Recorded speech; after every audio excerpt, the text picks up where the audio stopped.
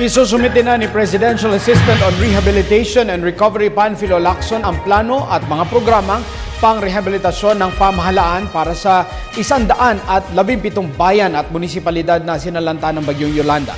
Narito ang ulat ni Noel Perfecto na nasa linya na ating telepono. Noel? Maraming salamat, cluster framework at bottom-up approaches. Kasama pa ang rehabilitation plans ang pinamamadali ng grupo ng rehab ni dating Senador Ping Lacson. Matapos na kanyang pulungin ang mga heads and leaders 171 cities and municipalities sa mga coastal towns na naapektuhan ng bagyong si Yolanda.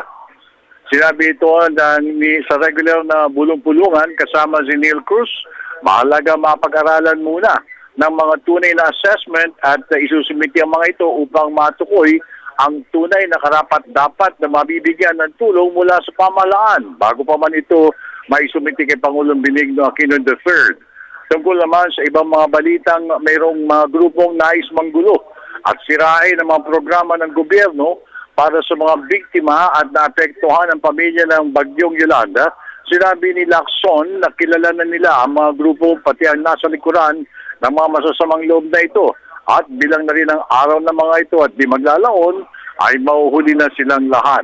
Sa ngayon, nakapokus ang grupong rehab ng pagbibigay ng permanenteng pabahay sa mahigit 200,000 mga pamilyang naapektuhan ni Typhoon Haiyan. Yun muna ulat para sa Telebisyon ng Bayan. Ako naman si Noel Perfecto.